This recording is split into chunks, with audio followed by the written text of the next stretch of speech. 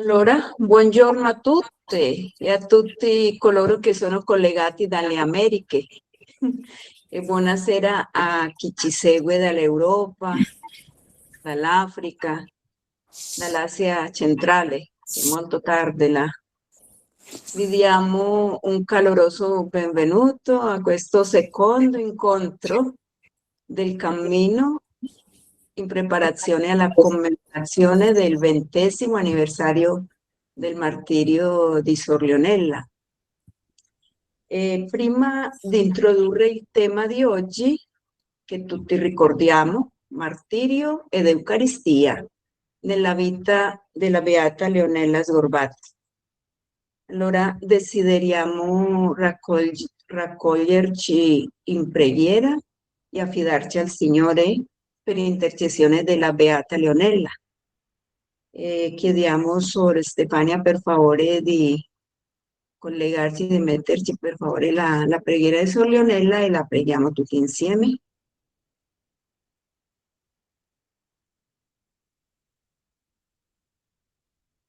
Nel nome del Padre, del Figlio e dello Spirito Santo. Amen.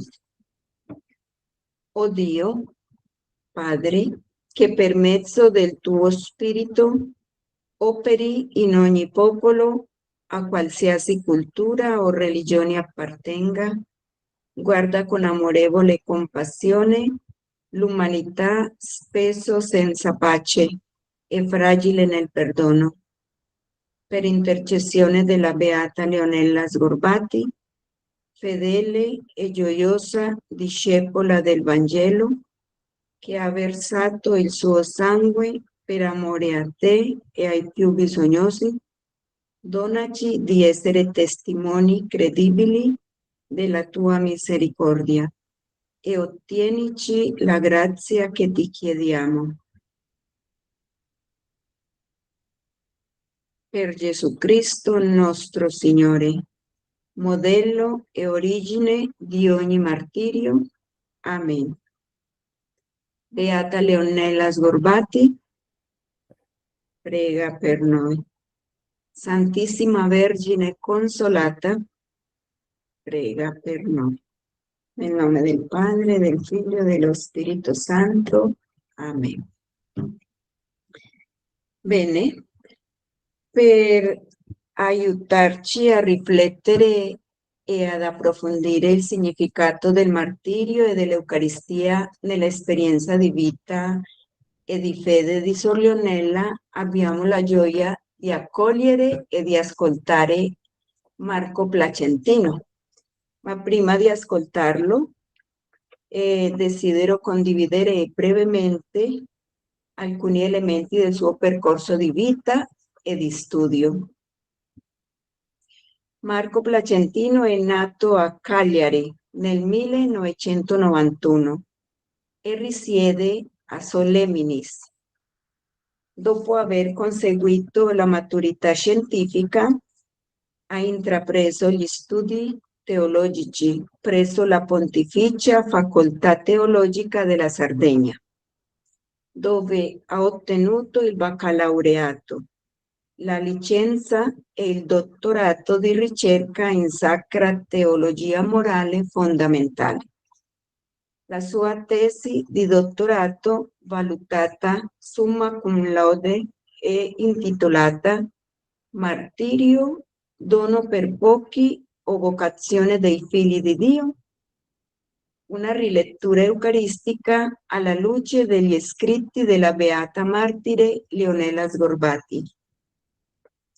Marco è assistente incaricato alla cattedra di teologia morale nella medesima facoltà.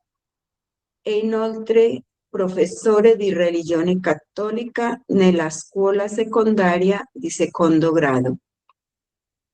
Il suo campo di studio è incentrato sulla conformazione cristologico-filiale, secondo la riflessione sviluppata dal teologo redentorista padre Rial Tombley, allievo di Ratzinger, nell'orizzonte del rapporto fra vita morale e sacramenti, focalizzandosi sul mistero eucaristico e il contributo delle testimonianze agiografiche. Svolge inoltre un'intensa attività di formazione su varie tematiche teologiche, attraverso corsi, incontri e conferenze in parrocchie e istituti, oltre alla produzione accademica. Ha al suo attivo una decina di pubblicazioni. Benvenuto Marco, siamo grati a lei per aver accettato il nostro invito e gli cediamo con piacere la parola. Grazie. Buonasera a tutti, un saluto a tutti coloro che sono in collegamento, e in particolar modo ai missionari e alle missionarie della Consolata. Mi ha fatto piacere rivedere qualche volto che ho avuto l'onore di conoscere per la canonizzazione dell'Alamano in diverse parti del mondo, quindi buonasera davvero a tutti. Per me è un vero piacere, un vero onore poter parlare oggi della Beata Lionella e ringrazio l'apostolatrice Suor Luz Meri per questo invito e questa opportunità. Inizio col dire che Lionella è stata un'anima profondamente eucaristica.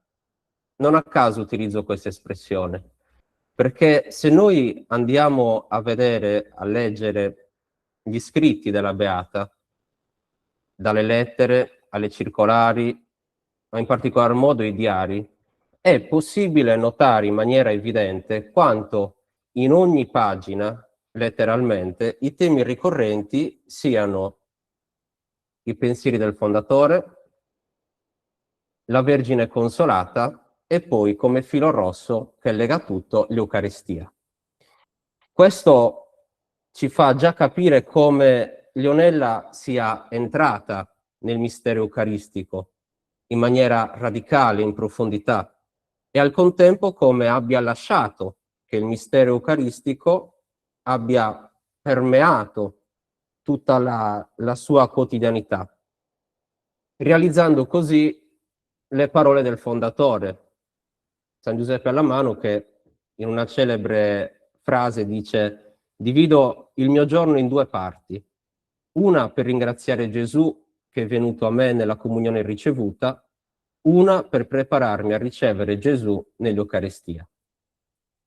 Il tema che mi è stato affidato è il martirio e l'Eucaristia nell'esperienza di Suor Lionella.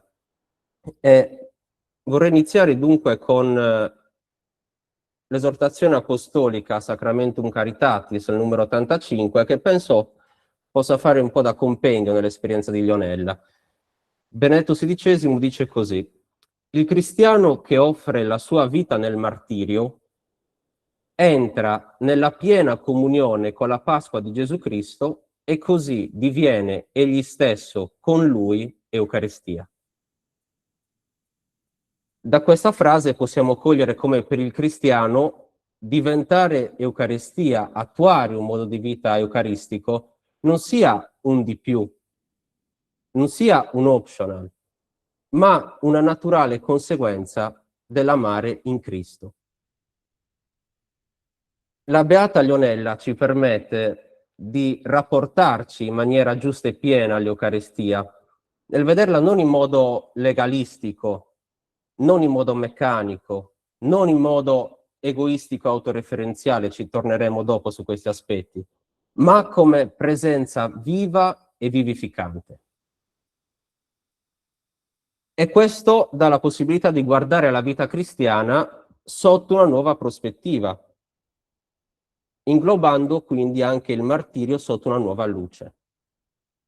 Prima di iniziare a parlare della vita di Lionella, seguendo appunto il tema che mi è stato affidato, mi sia concessa una piccola parentesi personale atta a spiegare come nasce il mio legame a Suor Lionella. Quando Lionella è stata uccisa io ero un adolescente, ricordo Papa Benedetto che all'Angelus riportò la notizia, fedele e gioiosa discepola del Vangelo, E così nel corso degli anni ho iniziato ad approfondire questa conoscenza. Il 21 aprile 2019 un gruppo di fondamentalisti nello Sri Lanka rivendica un attentato. La domenica di Pasqua esplodono delle bombe all'interno di una chiesa, nella chiesa di San Sebastiano a Negombo, causando la morte di decine e decine di cristiani riuniti proprio per la messa di Pasqua. Tra le tante immagini che fecero il giro del mondo, una in particolare colpì la mia attenzione.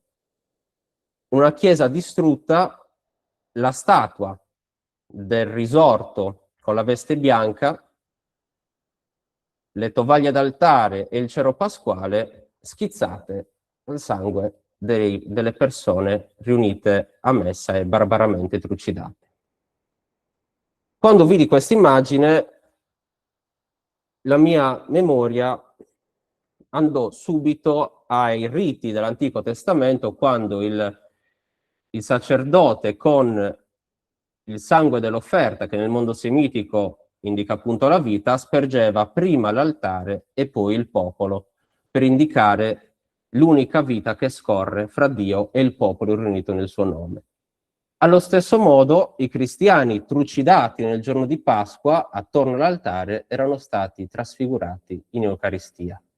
La stessa linfa vitale, come tralci alla vite, diventava seme di comunione con Cristo. Appena presi la notizia, furono lampanti in me le parole tratte dai diari della Beata Leonella, che era stata beatificata appena un anno prima. Cito: se il mio corpo e il suo sono una cosa sola, se il mio sangue e il suo sono una cosa sola, allora è possibile essere sempre dono d'amore per tutti, sempre, in ogni momento. Allora è possibile testimoniare sempre che Lui c'è e ci ama.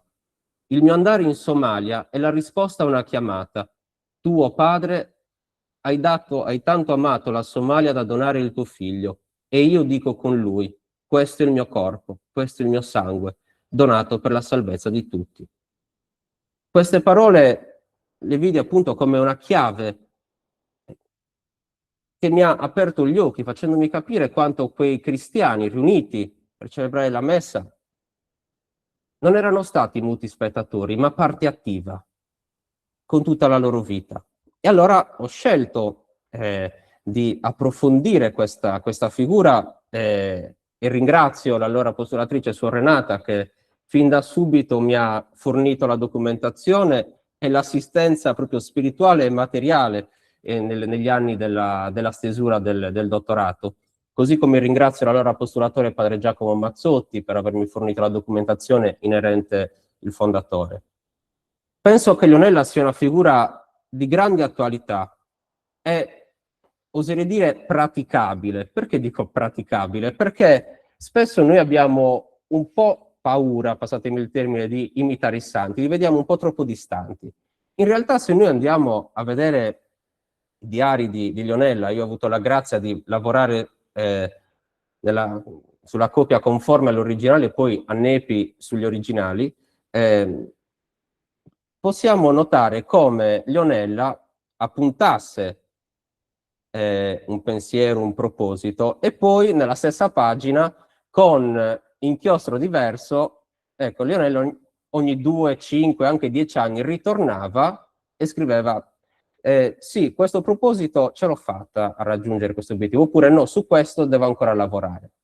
Allora questo ci fa capire come la santità è una chiamata per tutti e che ogni santo nel suo cammino appunto ottiene dei traguardi, degli obiettivi raggiunti, ma ci sono anche momenti di fragilità, le cadute, eccetera, proprio nella piena umanità. E allora, proprio perché l'esperienza di Leonella è stata un cammino, penso che questo ci faccia capire ancora più in profondità quanto il martirio, anche quando improvviso, non è mai improvvisato. E allora, a questo riguardo, ci addentriamo adesso al tema che mi è stato appunto affidato, e seguirei un po', riprenderei le 3 coordinate di filiazione eucaristica che ritroviamo nei numeri 13 e 14 della lettera enciclica Deus Caritas Est. L'obbedienza, il servizio e la comunione e la testimonianza e il martirio, perché compendiano appunto la vita di Lionella. Iniziamo appunto dall'obbedienza. La stessa Lionella, quando parla di obbedienza, ci dice: l'obbedienza non è sottomissione e rassegnazione, ma una scelta del cuore libera. Spesso noi quando sentiamo parlare di obbedienza abbiamo un po' un'idea distorta, legata a un'imposizione, a una sottomissione passiva. In realtà nel Vangelo l'obbedienza è strettamente legata alla sequela, e la sequela è strettamente legata ad un'esperienza, a un incontro con colui che è vivo e che vivifica. Letteralmente, etimologicamente, obbedienza significa stare di fronte e ascoltare. E se andiamo a vedere nell'esperienza di Lionella, il primo incontro col Signore nasce appunto da un ascolto di una voce, dalla consapevolezza di una presenza. Quando da ragazza, nel collegio delle suore del Preziosissimo Sangue di Monza, leggendo il Vangelo in cappella davanti a Gesù Eucaristia, ha un'esperienza forte. Ecco quello che dice Lionella: mi sono sentita abitata in quel lontano giorno, e tu mi hai tenuta in te, mio Signore, oppure sei rimasto in me, mai più sola, ma abitata. Lionella fa esperienza di sentirsi abitata e quindi amata da sempre, da un amore che la precede. Allora tutta la vita cristiana non è altro che risposta a un amore che mi precede. Lei stessa nel giorno della sua professione scriverà: fa, o Signore, che la mia vita sia una risposta. Nel prologo di Giovanni, in principio era il Verbo, e il Verbo era presso Dio, e il Verbo era Dio. La seconda persona della Trinità eternamente riceve l'amore del Padre ed eternamente lo restituisce, riversandolo su di noi e inglobandoci per unirci nell'abbraccio d'amore trinitario. Allora, quando noi ci cibiamo dell'Eucaristia, ci stiamo cibando di questo sì, di questo fiat del Figlio al Padre nello Spirito. È un fiat libero. Ecco, Signore, io vengo per fare la tua volontà. Lionella aveva piena consapevolezza di questo. E infatti coglie quanto quest'amore del quale lei si sente abitata non è un amore tiepido, ma è un amore che plasma, è un amore che trasfigura, è un amore che purifica, è un amore che conforma. E lei stessa usa questa espressione, parla di cuore indiviso e totalitario. La pace di un cuore totalitario, dice Lionella, un cuore per te, o mio Signore, fa che ti conosca per poterti amare, per esserti fedele, per la vita e per la morte. Signore, tu sai che chi ti ha visto anche una sola volta non può vivere che per te. Proprio perché abitata da Lui non c'è spazio che per il suo amore, dice Lionella. E questo le permette di attuare uno sguardo nuovo su tutte le cose. Proprio perché l'amore di Gesù, quando entra nel nostro cuore, non solo non ci lascia indifferenti, ma non ci lascia noi stessi. Fa emergere la parte migliore di noi stessi. Fa emergere in pienezza chi realmente siamo. E questo in Lionella appare evidente e assume i tratti sponsali.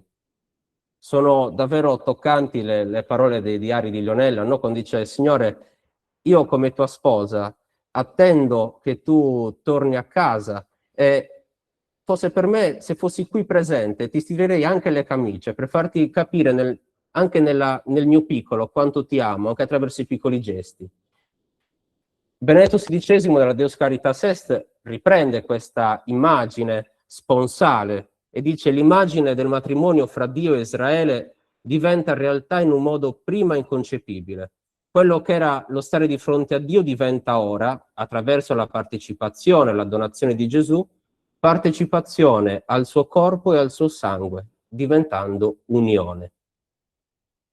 Leonella sperimenta l'unione fusionale. Scrive: tu in me, io in te, la tua volontà nella mia. Una cosa sola, nell'Eucarestia, dappertutto, sempre. Non sono più io che vivo, ma Cristo vive in me. Chi mangia la mia carne e beve il mio sangue rimane in me e io in lui. Unione eucaristica costante, vita eucaristica. Ecco il proposito costante, quotidiano di Leonella, la continua unione a Gesù Eucaristia.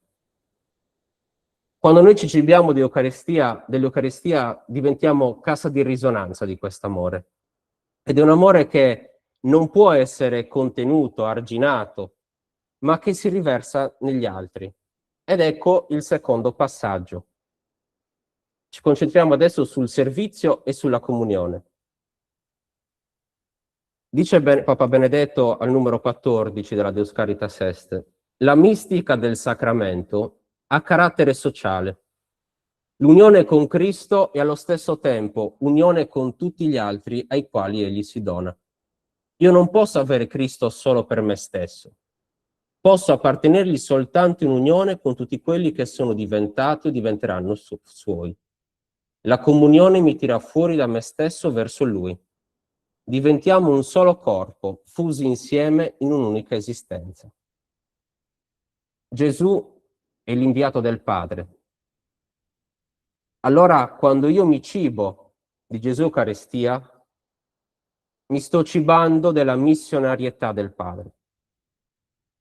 E allora Leonella ha questa consapevolezza di essere inviata nell'inviato, ad annunciare la consolazione, ad annunciare l'amore di Dio.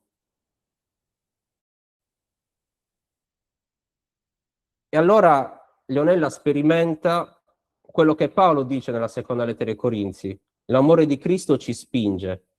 Se mi cibo dell'Eucaristia ma resto fermo nelle mie paure, nelle mie preoccupazioni, nelle mie idee distorte, diventa una contraddizione vivente. Leonella invece si affida totalmente e si lascia andare, pronta a lasciarsi guidare dove il Signore la manda. Prima in Kenya, poi in Somalia. E diventa espressione della solidarietà del Figlio. Il Figlio con l'incarnazione assume la nostra umanità, assume il nostro contesto. Leonella fa sua l'Africa, tanto che in 30 anni di missione torna appena 3 volte. Tutte le volte che torna, ecco, le nipoti nel processo dicono aveva proprio il mal d'Africa, continuava a dire non vedo l'ora di andare, ecco, dai miei fratelli e dalle mie sorelle. E sceglie di riposare il giorno in cui riposano, ecco, i musulmani, sceglie di condividere lei insieme alla comunità della Somalia le preoccupazioni, il pericolo costante di vita, sceglie di essere sepolta in Africa.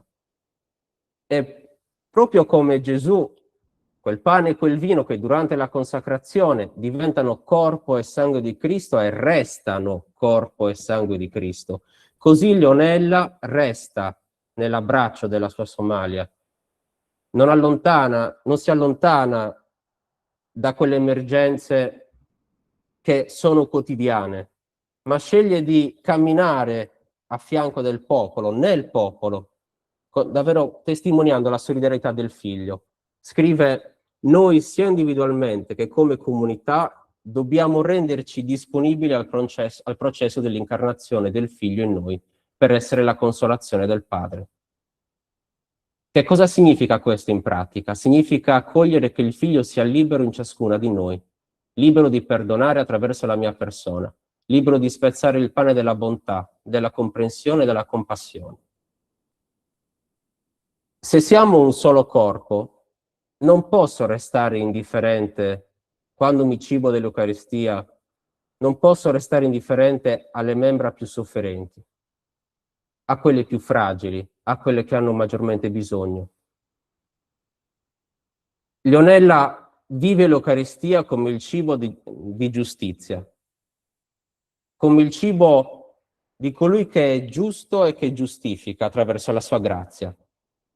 Ha questa responsabilità Leonella, lei lo scrive, no? Dobbiamo sentirci, dice, corresponsabili cibandoci dell'Eucaristia, perché ci cibiamo di colui che è giustizia, di colui che è grazia, di colui che è misericordia. E c'è una frase molto bella dove Leonella fa il rapporto, no? Fra messa e servizio, e dice: quando guarderò le mie mani, vedrò le tue, e poi al sacrificio della messa, quando il sacerdote lava le sue mani, rivivrò le tue benefiche mani che mi toccano e ricorderò il mio mandato, portare la tua consolazione. Ecco l'impegno di Leonella, ecco l'impegno del cristiano, portare la consolazione del Padre. E in un altro passo della lavanda dei piedi, sempre in contesto eucaristico, dice: ti inginocchi, Signore, deliberatamente davanti a ciascuno di noi, davanti a me. La mia testa vorrebbe protestare come Pietro, ma il mio cuore, io stessa, la vera me stessa, è troppo riconoscente per il tuo tocco. Il vero piacere di camminare con i miei piedi, incontrando il tuo amorevole tocco che è sui miei piedi, mio Signore. Ecco la responsabilità. Portare la consolazione al Padre, del Padre. Ma quale consolazione? Il Vangelo di Giovanni ci offre la risposta. Questo è il mio comandamento, che vi amate gli uni gli altri come io ho amato voi. Quel come non è un semplice avere Cristo come modello, ma poiché io sono radicato in Lui, amo nel suo amore, col suo amore, attraverso me ama Cristo. E poi li amò fino alla fine, che non è in senso meramente cronologico, ma in primis quantitativo e qualitativo. Io amo come cristiano nella pienezza dell'amore del Cristo, senza riserve. Rimanete nel mio amore, dice Cristo. E Leonella traduce questo nell'espressione, dice, il mio fiat di amore e reciprocità. E qui richiama l'esperienza di Noemi e Ruth, e così la commenta: dove tu andrai, anch'io andrò, dove tu morirai, anch'io morirò, e Lazzaro sepolta. Mi dimentico, perdo una consapevolezza costante. La tua sorte sarà la mia sorte, tu in me ed io in te, insieme. La tua sorte sarà la mia sorte, tu in me, io in te. Un cammino martiriale, questo filo rosso che era iniziato già tanti anni prima, tanto che se noi prendiamo la sua professione, il giorno della sua professione, lei scrive nel suo diario con il suo sangue, ecco la professione, e scrive che la mia vita sia una risposta.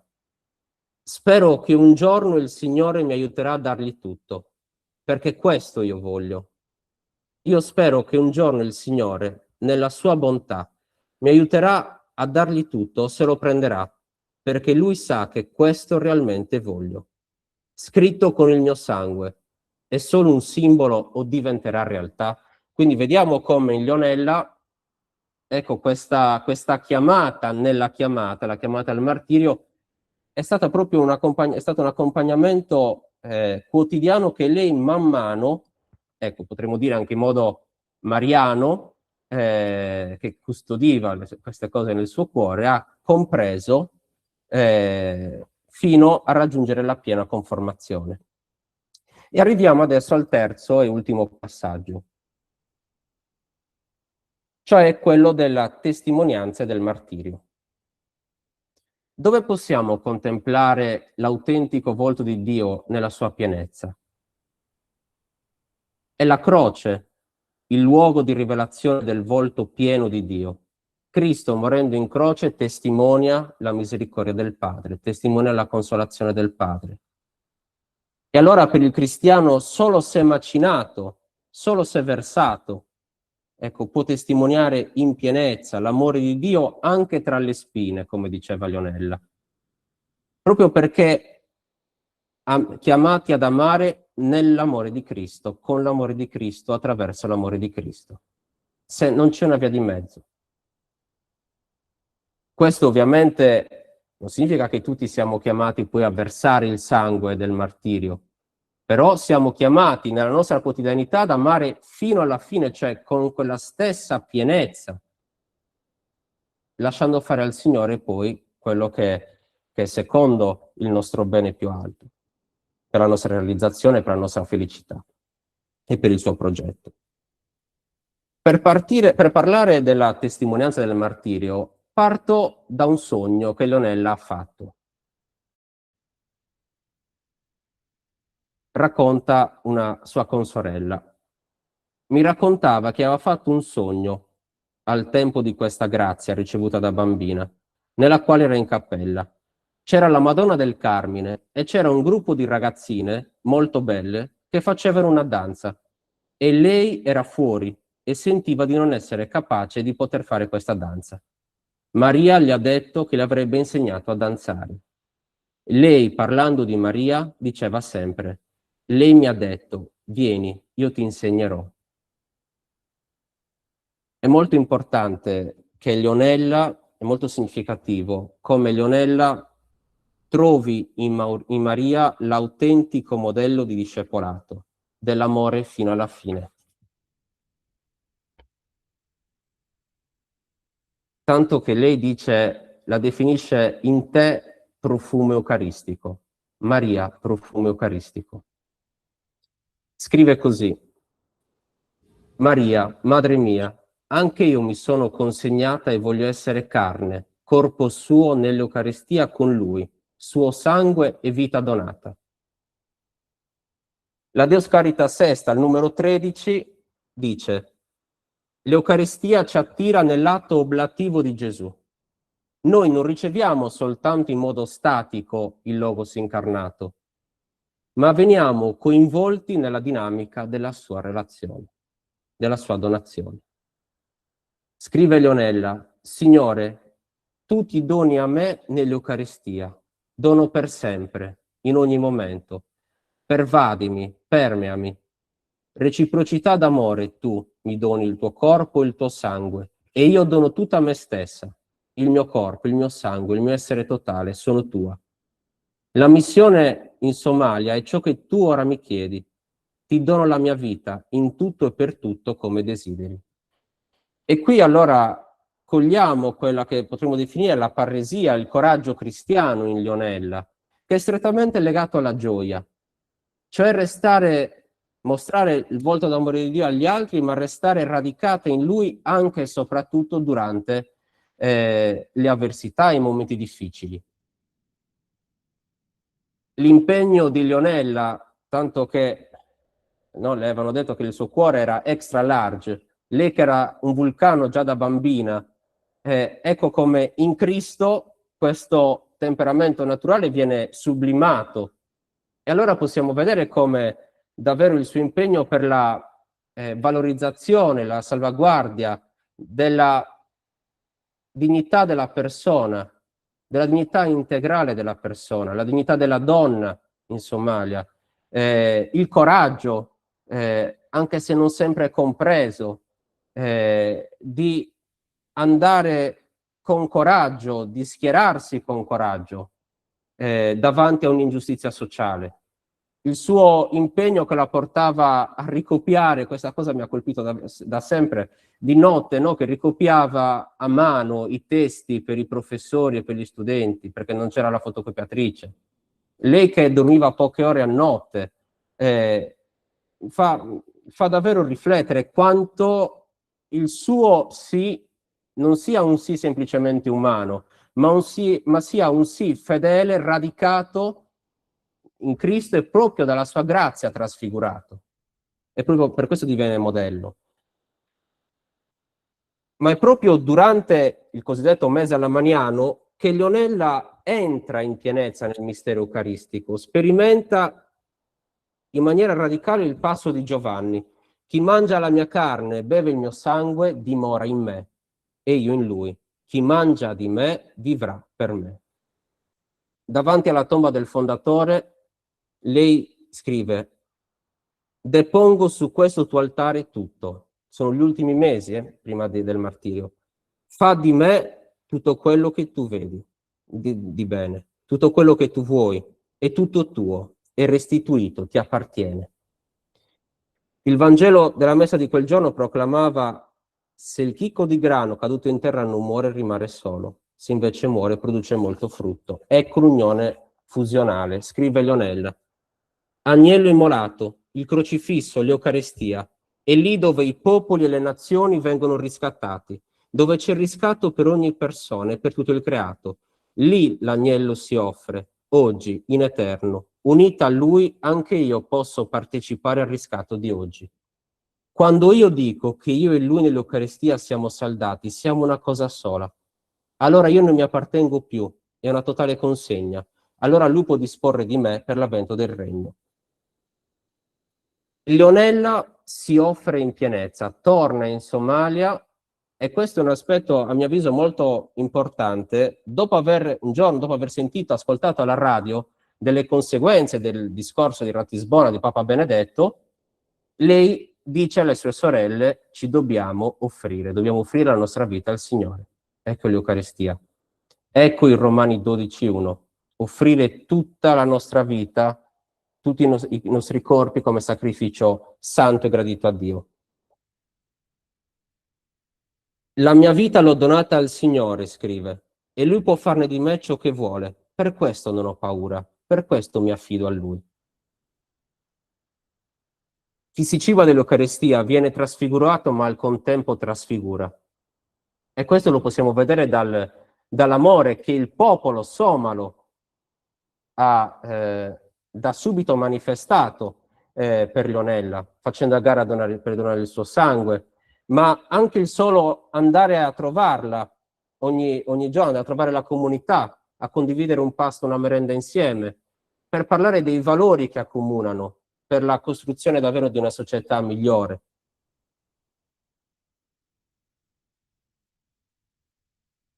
Il Vangelo del giorno, del 17 settembre, diceva: chi vorrà salvare la propria vita la perderà, ma chi perderà la propria vita a causa mia del Vangelo la salverà.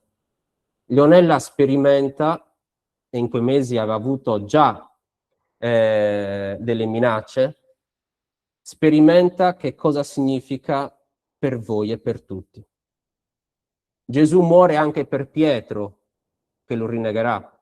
Gesù muore per gli apostoli, che scapperanno sul Golgota. Gesù muore per Giuda, che lo tradirà. Gesù muore per coloro che l'hanno insultato, sputato e deriso in croce. E muore anche per coloro che non lo conoscono. Leonella vive questo. È interessante come non sia stata lasciata sola in questo momento, ma abbia avuto, potremmo dire, degli aiuti materiali e spirituali, perché nei suoi scritti lei si rapporta a Suor Irene, alla quale era molto legata, il suo impegno, il suo esempio la incoraggia, ma la stessa comunità delle Suore della Consolata presente a Mogadiscio, che diciamo che l'offerta di Leonella martiriale è espressione di un'offerta di tutta la comunità. C'è stato proprio questo accompagnamento. E poi sperimenta l'ecumenismo del sangue. Leonella che viene spronata, viene colpita dalla morte di una sua amica protestante uccisa qualche tempo prima.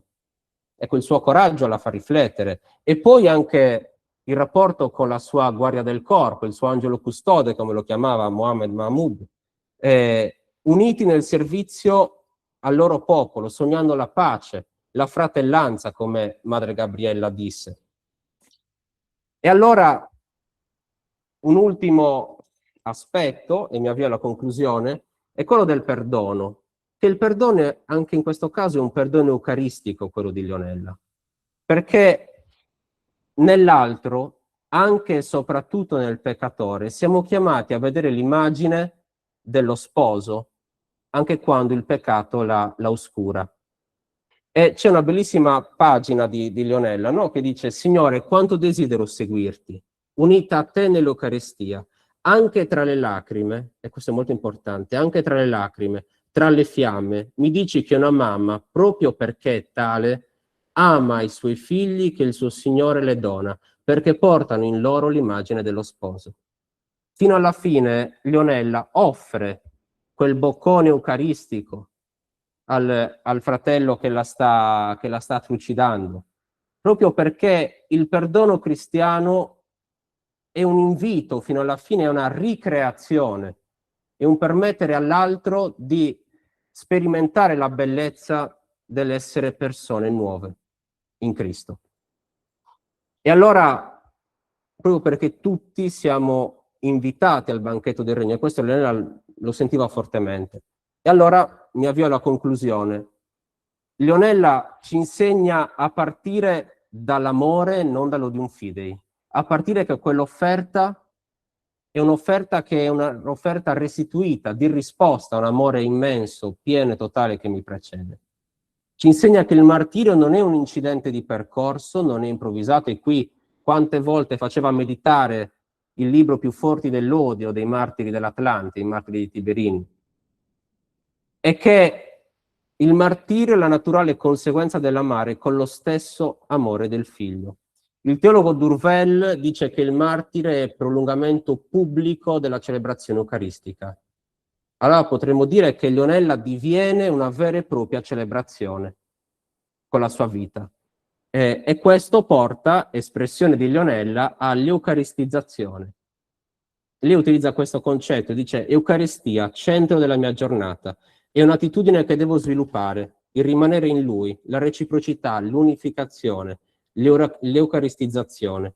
Devo essere consapevole sempre, rimanere in Lui con amore e reciprocità. Leonella si spende fino all'ultima goccia del suo sangue, testimoniando l'intensità dell'amore rivelata del figlio in croce.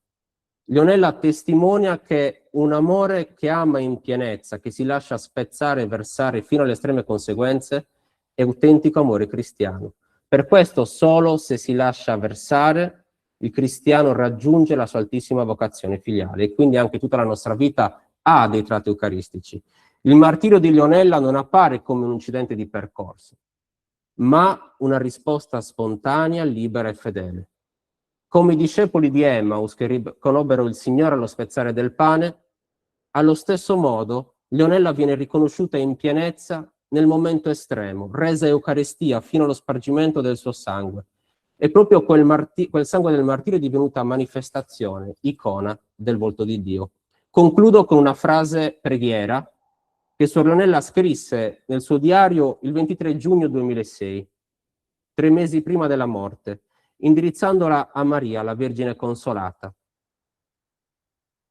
affinché questa frase possa risuonare anche nei nostri cuori, e questo è l'augurio che mi sento di fare, affinché con l'aiuto di Maria, prima discepola, e con l'aiuto di Leonella, attraverso la sua intercessione, il suo esempio, possiamo davvero diventare in Cristo pane spezzato per i fratelli.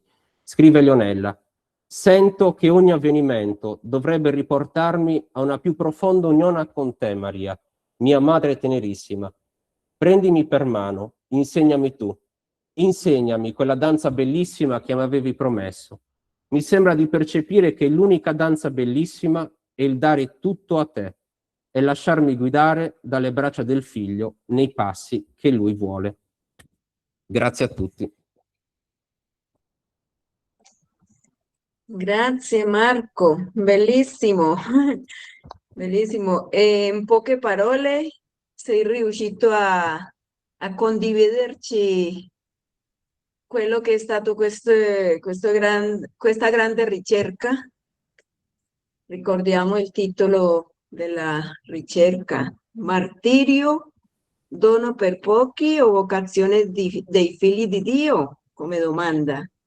Una rilettura eucaristica alla luce degli scritti della Beata Martire Leonela Sgorbati. Grazie, e grazie perché è una lettura molto interessante. Lei ha detto che proprio Leonella ha incarnato nella sua vita l'identità del figlio, e ci ha offerto queste 3 parole che sono proprio incarnate nella vita di Leonella: l'obbedienza, il servizio, la testimonianza. il servizio, la obbedienza come ascolto e accoglienza del progetto di Dio, il servizio in intimità con il Figlio, che produce una unità e un servizio con gli altri, per gli altri, attraverso il dono della consolazione che è amare con l'amore di Cristo, e il martirio cristiano che si nutre dell'Eucaristia e entra nella dinamica del dono. Grazie, grazie, è una ricchezza per noi e soprattutto ascoltare qualcuno che non è missionario o missionaria della Consolata, consacrato, né? Perché penso che ha preso già tanto del nostro istituto, ha letto non solo i documenti di Leonella, ma del fondatore, perciò conosce la nostra spiritualità, il nostro carisma, è molto, ce l'ha proprio, come decimos en español, a flor de piel. Volevamo C'è avere Suor un Renata po' che di... vorrebbe dire qualcosa. Sì, è questo che volevo dire. Ci diamo qualche minuto per fare qualche domanda o per condividere qualche esperienza personale e così perché Marco sappia che noi abbiamo qui tra le partecipanti e i partecipanti a questo incontro sorelle che hanno vissuto con Sor Leonella, che sono state formate da lei, che in qualche modo hanno avuto qualche rapporto personale con Sor Leonella, forse qualcuna vuole dire qualcosa, raccontare qualche esperienza o forse fare qualche domanda a Marco. Sì, Sor Renata, Sì, io voglio prego. ringraziare di cuore Marco perché hai messo davanti ai nostri occhi e al nostro cuore questa bellissima figura che tu hai approfondito, ma non solo così, ma proprio con tanto amore e con tanta preghiera. Io credo che questo profilo di Leonella che tu ci hai dato sia di stimolo per la nostra, anche per la nostra vita nel percorso di identificazione dell'Eucaristia, perché noi siamo missionari, il fondatore diceva voi dovete essere sacramentine, ecco, eucaristiche. Ecco, e Leonella l'ha vissuto fino al dono totale. Ed è questa proposta, questo che tu ci dici, no? E questa sfida, ecco, che ci hai lanciato questa sera, di diventare non come Leonella, ma sull'esempio di Leonella, anche noi, ecco, comunione di amore con Gesù Eucaristia, fino alla fine, fino al nostro sì finale. Grazie di cuore. Grazie, È stata Sorella. una bellissima esposizione, grazie. Grazie a Io lei. avevo già sentito là quando hai discusso la tua tesi, però anche qui si sente molto più, si sente che l'hai assimilato. Ecco, grazie di cuore. Grazie di cuore. Grazie, Sor Renata.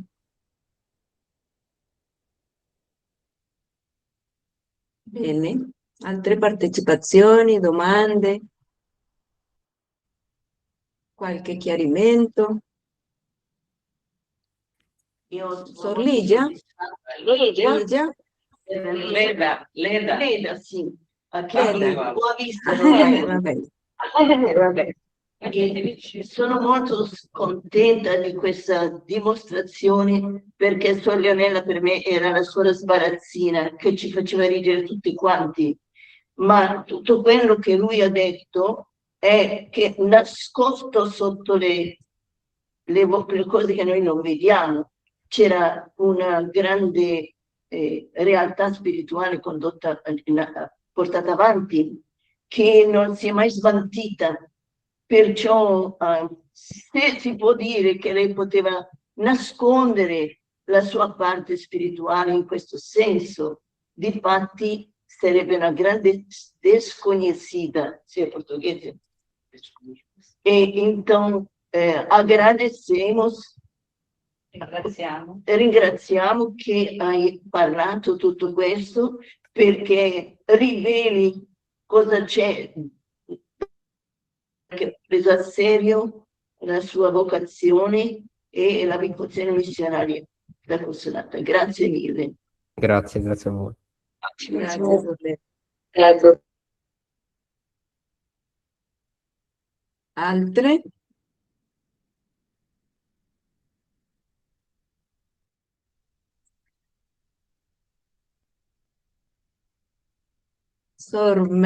Mary? Sor Mary, sì, prego.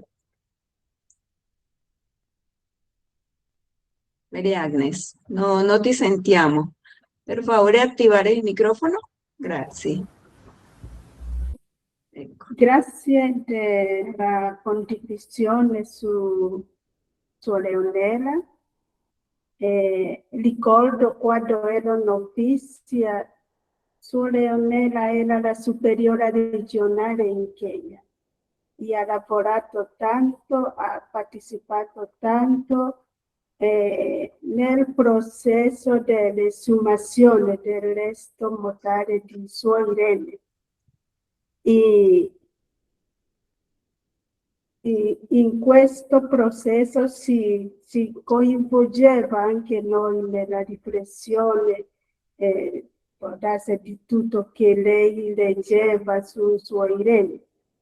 Ma da Suor Leonela io ricordo sempre il suo sogno o la visione di quella che progettava a noi come novizie, i sogni, che tipo di missionaria della Consolata lei aspettava da me nel futuro. Io ero novizia, ma è una convinzione che porto oggi nel cuore. Lei diceva così, che sognava con le missionarie della Consolata capaci di contemplare Gesù crocifisso e capaci anche di fare le scelte in conformità con la volontà di Dio.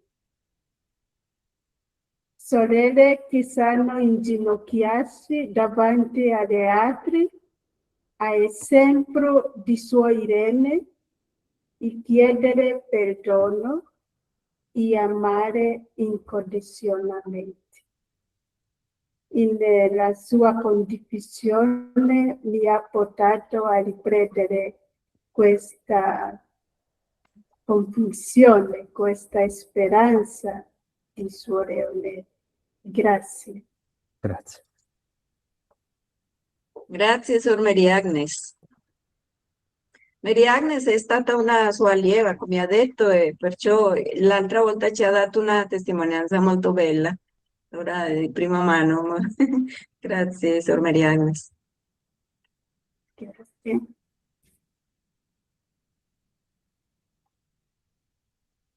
Bene. A me personalmente mi è piaciuto tanto il collegamento che hai fatto e ci hai ricordato quando lei ha scritto la sua formula della professione con il sangue e che lei stessa si chiedeva è molto significativo come un simbolo, sarà un simbolo o diventerà una realtà. Allora, questo mi fa ricordare una cosa del fondatore il fondatore diceva di fare attenzione alla tiepidezza, che la tiepidezza non ci porterà a nessuna parte. Allora, Sor Leonela ha mantenuto, diciamo, durante la sua vita o il caldo o era caldo o era freddo, niente tiepido. Perciò lei si è mantenuta sempre. La sua vita è stata proprio il martirio, non un incidente, come hai detto, ma qualcosa che era già preparata dalla famiglia, da quella prima esperienza di donare se stessa attraverso quella formula scritta con il sangue. Quello è molto significativo. E lei si chiedeva un simbolo e veramente abbiamo detto che non era nessun simbolo, era proprio una realtà. Diventerà realtà, lei diceva, e realmente il sangue, diciamo, la presenza del sangue dall'inizio e si è mantenuto, si è mantenuto. Non è tornata indietro però per niente, ma si è mantenuta questa sua, il suo sì dato dall'inizio. Bene. Altre sorelle, domande? Qualcuna già penso che è andata a dormire perché è proprio tardi nell'Africa centrale. Forse qualcuna ancora c'è. Bene, se non c'è altre cose, non so Marco. Io vi Qualcosa ringrazio ancora? davvero, io vi ringrazio sì anche per queste risonanze. Per me è un onore parlare poi con, ecco, sapere che ci siano in ascolto delle consorelle che hanno conosciuto Leonella, quindi è una cosa, davvero una cosa veramente bella, quindi grazie per le testimonianze che mi avete donato, mi hanno arricchito tanto. Quindi siete davvero fortunati, è stata una grazia che avete potuto camminare insieme a Leonella, davvero, quindi grazie per queste risonanze. E grazie per la ricchezza di questa condivisione, che non sia l'ultima volta. Benvenuto a Nepi, benvenuto alle nostre case. Forse già Sor Renata l'ho invitato ad andare a Castelnuovo, non so se Non l'ho ancora conosce già invitato, ma resta Castelnuovo. invitato. Va bene, grazie, allora poi ci Grazie. sentiamo, Sor Renata. Ecco, la casa del Va bene, fondatore.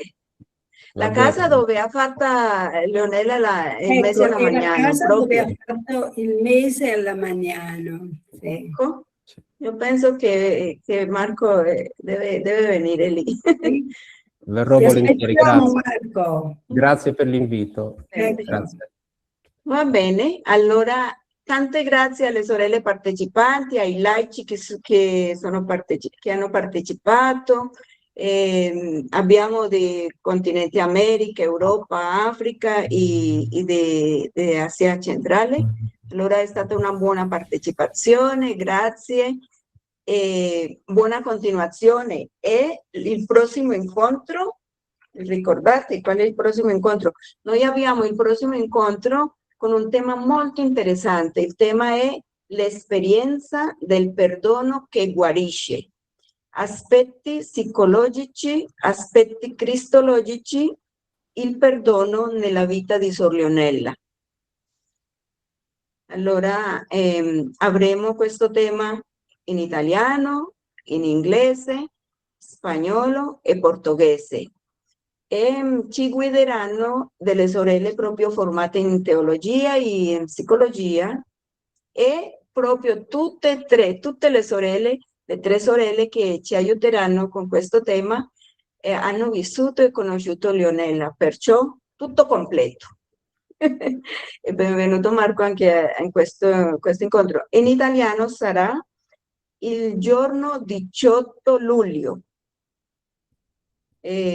Cominciamo con quello spagnolo che è luglio 11 in spagnolo, in portoghese 12 luglio, inglese 17 luglio e 18 luglio in italiano.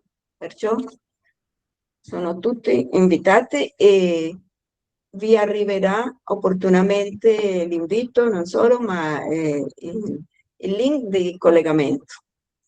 Grazie, buonasera a tutte e buon riposo a chi va a dormire già.